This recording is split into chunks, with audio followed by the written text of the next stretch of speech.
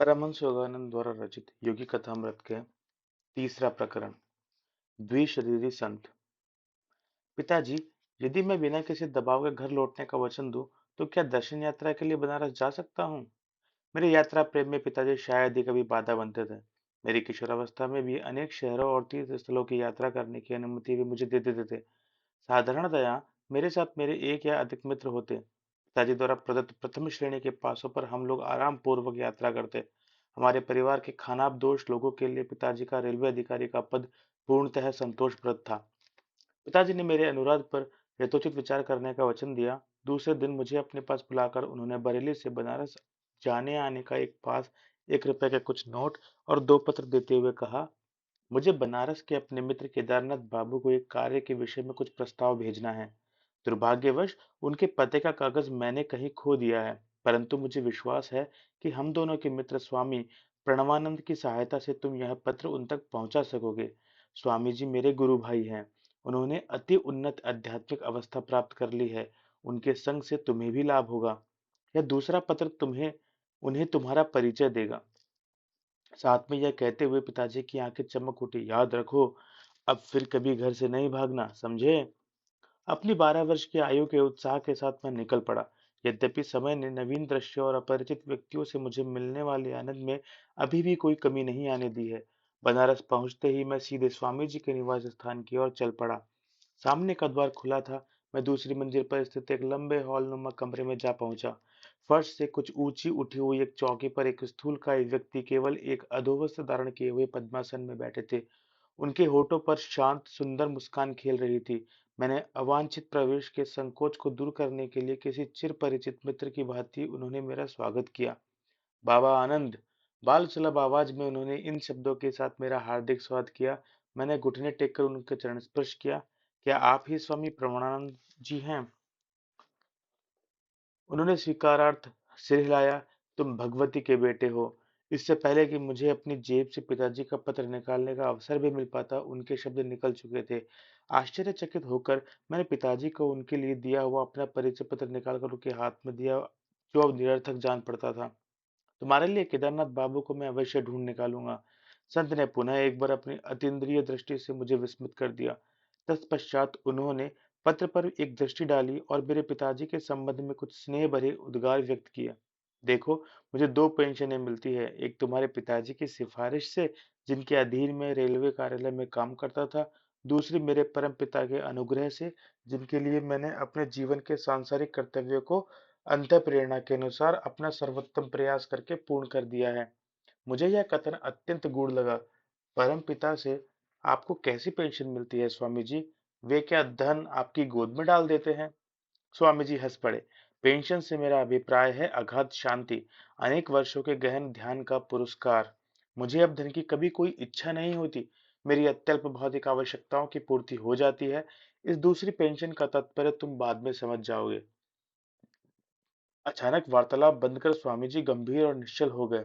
किसी रहस्यमय भाव से उन्हें आवृत कर दिया था।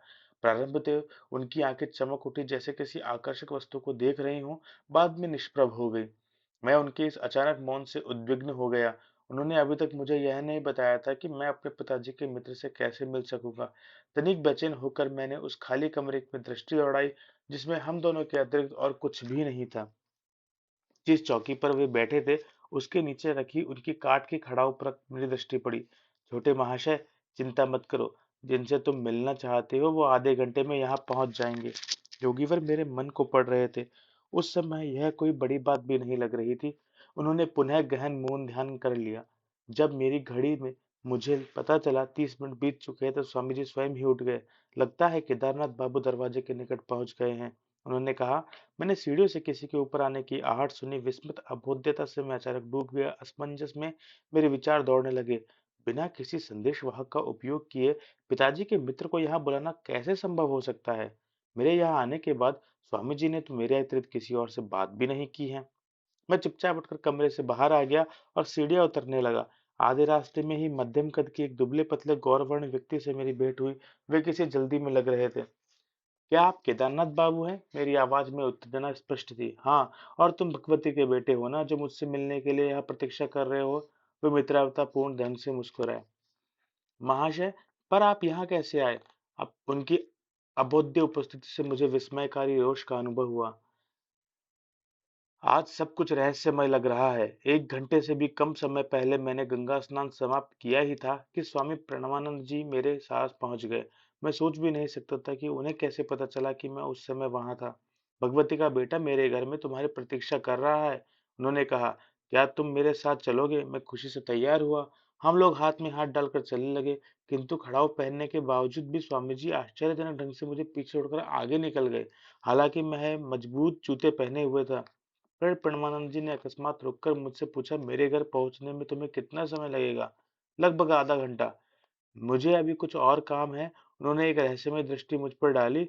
अब मुझे तुम्हें पीछे छोड़कर जाना होगा। तुम सीधे मेरे घर पर पहुंच जाओ, जहां मैं और भगवती का बेटा तुम्हारी प्रतीक्षा कर रहे होंगे। मैं उनसे कुछ कह सकूं इससे पहले ही वे तेजी से मेरे पास से निकल गए और भीड़ में अदृश्य हो गए। मैं जितना तेज चल सकता था उतना तेज चलकर यहाँ पहुंचा हूँ। केदारनाथ बाबू के इस कथन से मैं और भी हतबुद्धि हो गया। मैंने उनसे पूछा कि वे स्वामी जी को कब से जानते थे। पिछले वर्ष तो हमारी कुछ मुलाकातें हुई थी, पर हाल में कभी भेंट नहीं हुई। आज पुनः स्नान घाट पर उनसे मुझे मिलकर बहुत खुशी हुई। मुझे अपने कानों पर विश्वास नहीं हो रहा था। मेरा दिमाग तो नहीं फिर रहा है। क्या आप उनमें मनस दृष्टि से मिले थे या वास्तव में देखा था? उनके हाथ का स्पर्श किया था और उनकी पदचाप सुनी थी? तुम कहना क्या चाहते हो? गुस्से से उनका चेहरा तमतमा गया। मैं तुमसे झूठ नहीं बोल रहा हूँ। क्या तुम यह नहीं समझ पा रहे हो कि केवल स्वामी जी के द्वारा ही तो मुझे पता चल सकता था कि तुम यहाँ मेरी प्रतीक्षा कर रहे हो? पर यह देखिए, मैं 1 घंटा पहले यहाँ आया और तब से अब तक स्वामी प्रणवानंद जी एक क्षण के लिए भी मेरी दृष्टि से ओझल नहीं हुए। मेरी सारी कहानी उन्हें सुना दी और स्वामी जी और मेरे बीच का वार्तालाप भी मैंने उनके सामने दोहरा दिया। उनकी आंखें फैल गई। हम लोग इस भौतिक युग में जी रहे हैं या स्वप्न देख रहे हैं? मैंने अपने जीवन में कभी इस प्रकार का चमत्कार देख पाने की आशा नहीं की थी। मैं तो समझता था कि स्वामी जी केवल एक साधारण मनुष्य हैं, और अब देखता हूँ कि वह एक और शरीर भी धारण कर सकते हैं, उसके द्वारा भी काम कर सकते हैं। हम दोनों ने साथ साथ ही स्वामी जी के कमरे में प्रवेश किया। केदारनाथ बाबू ने चौकी के नीचे खड़ी पड़ाव की ओर इशारा किया। देखो, ये वही खड़ाऊ है जो स्वामी जी ने घाट पर पहनी हुई थी। उन्होंने फुसफुसाकर कहा। उन्होंने केवल एक अधोवस्त्र पहन रखा था, जैसे उन्होंने अभी पहन रखा है। केदारनाथ बाबू ने जब स्वामी जी के चरणों में प्रणाम किया, तो स्वामी जी मेरी ओर देखते हुए विनोदपूर्ण ढंग से मुस्कुराए। तुम इन सब से स्तंभित क्यों हो? दृश्य जगत की सूक्ष्म एकता सच्चे योगियों से छिपी नहीं रहती। मैं सुदूर कोलकाता में रहने वाले अपने शिष्यों के सामने क्षण भर में प्रकट होकर उनसे वार्तालाप कर सकता हूँ। मैं भी इस प्रकार स्थूल जगत की प्रत्येक बाधा को अपनी इच्छा अनुसार प्राप्त कर सकते हैं। शायद मेरे बाल हृदय में आध्यात्मिक उत्साह जगाने के उद्देश्य से ही स्वामी जी अपने दूर श्रवण और दूरदर्शन के योग बल से मुझे बताने के लिए राजी हुए। परंतु उत्साह के बदले मुझे विस्मययुक्त भय का अनुभव हुआ, क्योंकि मेरी ईश्वर खोज एक विशिष्ट गुरु श्री युक्तेश्वर जी के मार्गदर्शन में ही होनी तय थी, जिनसे मैं अभी मिला नहीं था। अतः प्रणवानंद जी को अपना गुरु मानने की कोई प्रवृत्ति मेरे मन में नहीं उठी। मैंने यह सोचते हुए उनकी ओर सशंकित मन से देखा कि मेरे सामने बैठे हुए स्वयं ही थे। यह उनका प्रतिरूप था। स्वामी जी ने मेरी ओर आत्मज्ञानोदय कराने वाली दृष्टि से देखते हुए तथा अपने गुरु महाराज के विषय में कुछ प्रेरणादायक बातें बताते हुए मेरी अशांति दूर करने की चेष्टा की।